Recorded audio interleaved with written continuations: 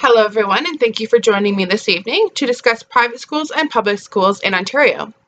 Usually private schools are a lot smaller, not just in size, but also have a lot less staff and students.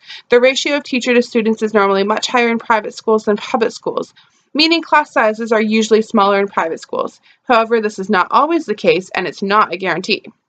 As per the Ministry of Education's Private Schools Policy and Procedures Manual under subsection 1.1 of the Education Act, a private school is defined as an institution at which instruction is provided at any time between the hours of 9 a.m. and 4 p.m. on any school day for 5 or more pupils who are of or over compulsory school age in any of the subjects of the elementary or secondary school courses of study. Therefore, this definition sets out only 5 basic criteria that a private school must meet in order to operate. So all private schools in Ontario must be providing instruction anytime between 9 a.m. and 4 p.m. on any school day for 5 or more students of compulsory school age and in any of the subjects of the elementary or secondary school courses of study. The wording is quite vague and a lot could be left up to interpretation. For example, between the hours of 9 a.m. and 4 p.m., could that be only a 3-hour day? 12 to 3 p.m., okay? For 5 or more students, do these students have to be the same age or can they be various ages? And on any school day.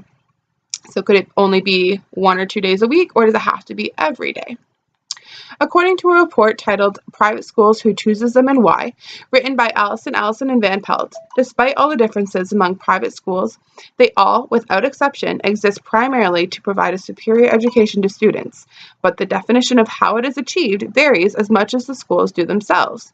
They say they are going to give superior education, but there's not a whole lot of evidence to back this up. In fact, according to an article written by Maharaj, published in the Star last year, the higher level of performance for students in private schools is due to their privileged background and not because of the superior education they received at private school. Most kids who attend private school come from a privileged background, which is how they're even able to afford it in the first place. If all kids are coming from similar privileged backgrounds and the school community is a lot smaller, then students are probably not being exposed to as much diversity as they would at a public school. Part of school is learning social norms, interacting with peers, and learning to work with people, different and alike. This is a learning experience that many students attending private schools may be missing out on. Private schools are not required to follow the same Ontario curriculum that public schools do. This means that parents who are thinking about sending their children to a private school must educate themselves on what the school curriculum is and how and why it is different from the Ministry of Education curriculum.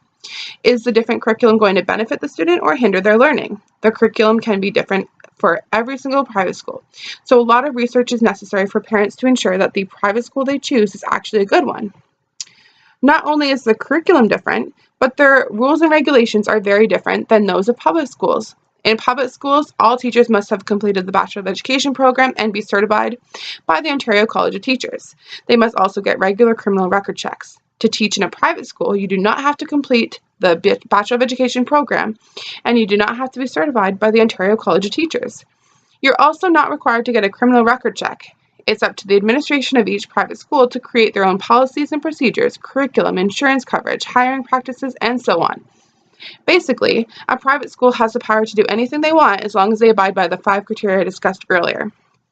Thankfully, according to their website, the Ministry of Education does, however, require that all private schools have a principal in charge of the school, control the quality of instruction and evaluation of student achievement, control the content of the program or courses of study, have a common school-wide assessment and evaluation policy, have a common procedure for reporting for parents, have a common school-wide attendance policy, and have a central office for the maintenance of student records.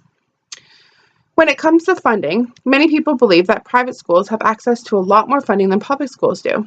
Public schools are funded by the government.